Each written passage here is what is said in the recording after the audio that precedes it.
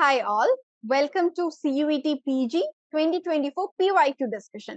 So CUET PG 2025 prepare ചെയ്യുന്നവർക്ക് വേണ്ടിയിട്ട് ഏറ്റവും ഹെൽപ്ഫുൾ ആയിട്ടുള്ള ക്വസ്റ്റ്യൻ പേപ്പർ ഡിസ്കഷൻ ആണ് നടന്നുകൊണ്ടിരിക്കുന്നത്.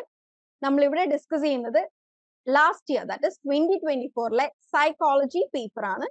പാർട്ട് 6 വരെ നമ്മൾ ഓൾമോസ്റ്റ് ക്വസ്റ്റ്യൻസ് ഡിസ്കസ് ചെയ്ത് കഴിഞ്ഞു.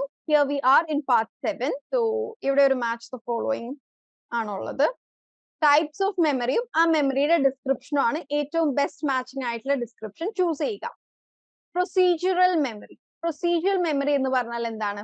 പ്രോസസ്. ആ വേർഡ് വെച്ചൊന്ന് നിങ്ങൾ പഠിക്കുക. ഓക്കെ, ഇപ്പൊ how to cook rice, how to ride a bicycle, how to do batting in cricket. നമ്മൾ വേറെ ഒരു ഈ PYQ തന്നെ ഇതിന് മുമ്പത്തെ ഒരു പാർട്ടിൽ ഒരു ക്വസ്റ്റ്യനിൽ ഇത് പറഞ്ഞിട്ടുണ്ട്. ഓക്കെ, നമ്മൾ പ്രോസസ് ബൈ പ്രോസസ് ചെയ്യുന്ന ഏതെങ്കിലും ഒരു പ്രവൃത്തിയാണ്, എത്തരത്തിലുള്ള പ്രവൃത്തികളാണ് നമുക്ക് പ്രൊസീജിയറൽ മെമ്മറിയിൽ ഉണ്ടാവുക. സോ ഇവിടെ correct memory of riding A bicycle. Okay, A can be related with 3. A3 വരുന്ന ഒറ്റ ഓപ്ഷനേ ഇവിടെ ഉള്ളൂ.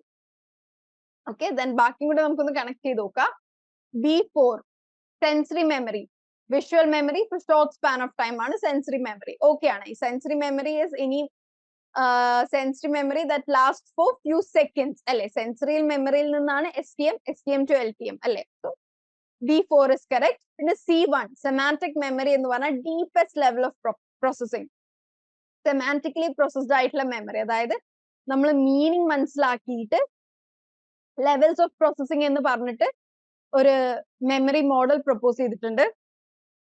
അതിൽ പറയുന്നത് എന്താണ്? സെമാന്റിക്കലി പ്രോസസ്ഡ് ആയ മെമ്മറി ആണ് ഡീപ്പസ്റ്റ് ലെവൽ എന്നാണ്. Okay, so C1 is correct.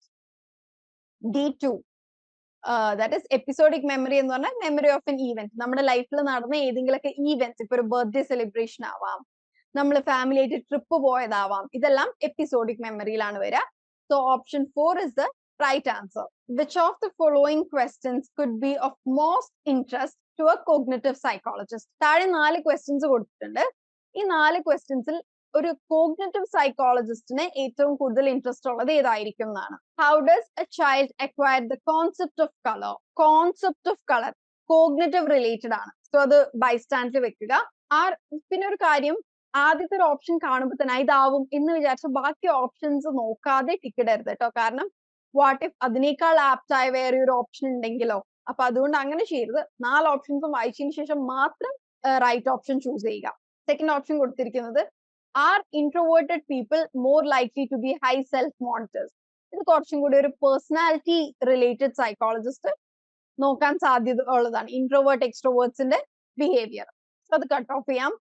What mechanism are involve in hunger? അത് ഫിസിയോളജി റിലേറ്റഡ് ആണ്. സോ അതും കട്ട് ഓഫ് ചെയ്യാം.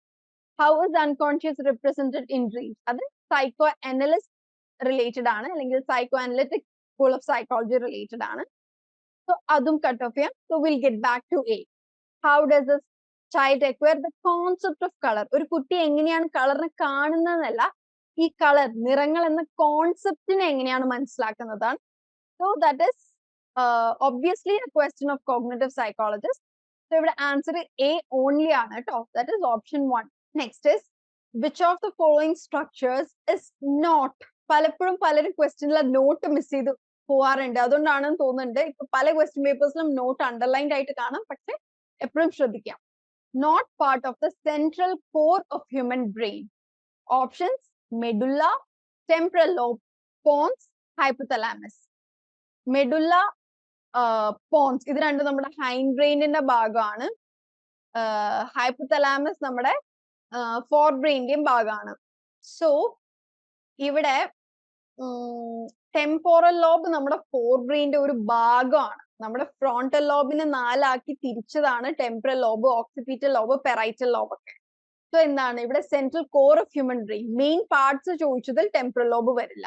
ഒരു പാർട്ടിന്റെ പാർട്ടാണ്, ഫ്രോണ്ടൽ ലോബിന്റെ ഭാഗങ്ങളാണ് ടെമ്പോറൽ ലോബായി വരിക. സോ ഇവിടെ നമുക്ക് കറക്റ്റ് ആൻസർ ആയിട്ട് വരിക ടെമ്പോറൽ ലോബ് ആണ് കേട്ടോ. The reduced sensitivity of sense organs to prolonged stimulation is called. Prolonged stimulation എന്ന് പറഞ്ഞു കഴിഞ്ഞാൽ ഒരേ സമയം സെയിം സ്റ്റിമുലേഷൻ. ഫോർ എക്സാമ്പിൾ, നിങ്ങൾ ഒരു റൂമിലേക്ക് കയറി ചെല്ലുന്ന സമയത്ത് ഒരു ബാഡ് സ്മെൽ ഉണ്ടെങ്കിൽ നിങ്ങൾ അവിടെ ഒരു 5 minutes നിന്ന് കഴിഞ്ഞാൽ ആ ഒരു സ്മെല്ല് നിങ്ങൾ പൈ അഡാപ്റ്റഡ് ആവുക സ്മെല്ലിനോട്.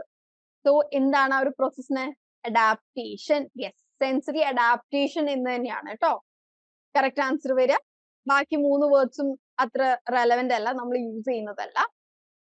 സെൻസറി ഡിപ്രിവേഷൻ എന്നൊക്കെ പറഞ്ഞ് റിസർച്ചസിൽ യൂസ് ചെയ്യുന്ന ഒരു മെത്തേഡാണ്. അതായത് പാർട്ടിസിപ്പൻസിന് ചില കാര്യങ്ങൾ അവരെ ഡിപ്രൈവ് ചെയ്യും, ചില സംഗതികൾ കൊടുക്കാതെ ഇരിക്കും. സോ ഇത്തരത്തിലുള്ള ഡിപ്രിവേഷൻസ് അവരിൽ എഫക്ട് ഉണ്ടാക്കുന്നുണ്ടോ എന്ന് നോക്കാൻ ഡിപ്രിവേഷൻ കൊടുക്കും. ഓവർലോഡ് ഒരുപാട് കൊടുക്കുന്നത്. ബട്ട് ഇവിടെ റൈറ്റ് ആൻസർ എന്താണ്? Sensory adaptation. നമ്മളൊരു സിറ്റുവേഷനോട് പ്രൊലോങ്ഡ് സ്റ്റിമുലേഷൻ കിട്ടുമ്പോൾ അഡാപ്റ്റഡ് ആവും. That's it. അടുത്തത്, the concept of perceptual set comes out of which approach to perceptual processing? Perceptual set. Perceptual set എന്ന് പറഞ്ഞു കഴിഞ്ഞാല് നമുക്ക് വേണ്ട രീതിയിൽ കാര്യങ്ങളെ നോക്കി കാണുക, അല്ലെങ്കിൽ നമുക്ക് കിട്ടിയ ഇൻഫർമേഷൻ, അല്ലെങ്കിൽ നമ്മുടെ കയ്യിലുള്ള കുറച്ച് ഇൻഫർമേഷൻസിനെ വെച്ചിട്ട് ബാക്കി നമ്മളായിട്ട് ഉണ്ടാക്കുക എന്നുള്ളതാണ് പെർസെപ്ച്വൽ സെറ്റ്. ഓക്കെ, ഇപ്പൊ ഞാനൊരു ഡോർ നോബ് മാത്രം കണ്ടു, അപ്പൊ എന്റെ മനസ്സിൽ ഓൾറെഡി ഉണ്ട് ഡോറുകൾക്കാണ് നോബ് ഉണ്ടാവുക എന്നുള്ളത്. അപ്പൊ ഒരു നോബ് കണ്ടപ്പോഴേ ഞാൻ തീരുമാനിക്കുകയാണ് എന്തായാലും അതൊരു ഡോർ ആയിരിക്കും. അതായത് കറണ്ട് പോയേക്കാണ്, പക്ഷെ ആ നോബ് കുറച്ച് ഷൈനി ആയതുകൊണ്ട് ഒരു നോബ് കാണാം. അപ്പൊ ഞാൻ തീരുമാനിക്കുകയാണ് അവിടെ എന്തായാലും ഒരു ഡോർ ഉണ്ടായിരിക്കും. സോ എന്താണ്, എനിക്ക് വേണ്ട രീതിയിൽ ഞാൻ കൺസ്ട്രക്ട് ചെയ്തെടുത്തു. അതാണ് പെർസെപ്ച്വൽ സെറ്റ്. സോ ഇവിടെ കൺസ്ട്രക്റ്റിവിസ്റ്റ് അപ്രോച്ച് ആണ് കേട്ടോ. Okay, so the right answer for approach of perceptual set is constructivist. The part of the eye that controls the size of the pupil is known as. ഇത് CUET, PG, അതിനുശേഷമുള്ള MPhil questions പല question papersലും പലയിടത്തും repeated ആയിട്ട് കണ്ടിട്ടുണ്ട്. The right answer here is iris. Okay, pupil, നമ്മുടെ പ്യൂപ്പിലേക്ക് light enter ചെയ്യുന്ന, അല്ലെങ്കിൽ നമ്മുടെ സൈസ് ഓഫ് ദ പ്യൂപ്പിൽ കൺട്രോൾ ചെയ്യുന്നത് ഐറിസ് ആണ്. ഇത് നിങ്ങൾ ഇങ്ങനെ റിപ്പീറ്റഡ് ആയിട്ട് പറഞ്ഞു വെച്ചോളൂ, വളരെ റിപ്പീറ്റഡ് ക്വസ്റ്റ്യൻ ആണത്. ഓക്കെ, ഇങ്ങനെയും ചോദിക്കാറുണ്ട്, muscle that controls the size of the pupil. Okay, ഐറിസിനെ ഒരു മസിൽ ആയിട്ട് പറയാറുണ്ട്. ഇപ്പൊ പാർട്ട് ഓഫ് ദ, അപ്പൊ മസിൽ എന്ന വേർഡ് കൊടുക്കുമ്പോൾ കൺഫ്യൂസ്ഡ് ആവാൻ സാധ്യതയുണ്ട്. അപ്പോഴും ആൻസർ ഐറിസ് തന്നെയാണ്. Central traits, cardinal traits and secondary traits were prominent in the trait theory of. Cardinal trait, central trait, cardinal trait and secondary trait. ഇത് ആരുടെ trait തിയറിയിൽ ഉള്ളതാണ്? BF സ്കിന്നർ ഒരു പേഴ്സണാലിറ്റി തിയറിസ്റ്റ് അല്ല, ലേണിംഗ് ഓപ്പറന്റ് കണ്ടീഷനിങ് കൊണ്ടുവന്നതാണ് BF Skinner. So cut off. Hans ഐസക്കിന്റെ എന്താണ്? PEN model ആണ്. That is psychoticism, extroversion, neuroticism. Okay, so PEN model നമുക്ക് അതും കട്ട് ഓഫ് ചെയ്യാം. ദെൻ ഗോർഡൻ ആൽപോർട്ട് ആണ് ഇവിടെ റൈറ്റ് ആൻസർ ആയിട്ട് വരിക. കാൾ റോഗേഴ്സ് നിയോ ഫ്രൂഡിയൻസിൽ പെട്ട ആളാണ്. അദ്ദേഹം ഒരു ട്രേറ്റ് തിയറിസ്റ്റ് അല്ല. ഓക്കെ, സോ ഇവിടെ നമുക്ക് without any doubt it is Gordon Allport. Which of the following is least likely to be included in Binet intelligence scale?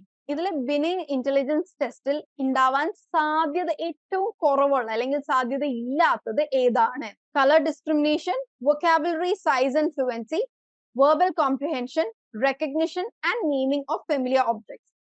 നിങ്ങൾ ഭയങ്കര തലപുണ്ണാക്കി ബിനെ ഇന്റലിജൻസ് ടെസ്റ്റിനെ കുറിച്ച് ആലോചിക്കേണ്ട, ഇന്റലിജൻസ് ടെസ്റ്റ് എന്ന് മാത്രം എടുക്കുക. ഇന്റലിജൻസ് ടെസ്റ്റിൽ പൊതുവെ കളർ ഡിസ്ക്രിമിനേഷൻ വരില്ല. ഓക്കെ, നിങ്ങൾക്ക് അറിയുന്ന എല്ലാ ഇന്റലിജൻസ് ടെസ്റ്റും ഒന്ന് ആലോചിച്ച് നോക്കിക്കോളൂ. ഓക്കെ, വെസ്റ്റർ ആവട്ടെ, ബാട്ടിയ ആവട്ടെ, ഒന്നിലും കളർ ഡിസ്ക്രിമിനേഷൻ പൊതുവെ വരില്ല. ഓക്കെ, നമ്മൾ ആരും നമ്മളുടെ കരിക്കുലത്തിൽ ബിനെ ഇന്റലിജൻസ് ടെസ്റ്റിന്റെ സബ് ടെസ്റ്റുകൾ പഠിച്ചു കാണില്ല. സോ കളർ ഡിസ്ക്രിമിനേഷൻ ആണ് ഇവിടുത്തെ റൈറ്റ് ആൻസർ. ബാക്കി 3ഉം ഏകദേശം കറക്റ്റ് ആണ്. ഓക്കെ, ഏകദേശം കറക്റ്റ് എന്നല്ല, ഏകദേശം സിമിലർ ആണ്. Vocabulary size and fluency, vocabulary, verbal comprehension, recognition and naming of familiar objects, ഇതൊക്കെ ഇന്റർ റിലേറ്റഡ് ആണ്. കളർ ഡിസ്ക്രിമിനേഷൻ മാത്രമാണ് ഇവിടെ ഒരു odd one. Okay, so that is the right answer. Which kind of intelligence represents the accumulation of abilities gained through formal and informal instructions? നമ്മൾ ഇൻസ്ട്രക്ഷൻസിലൂടെ gain ചെയ്യുന്ന intelligence ഏതാണ്?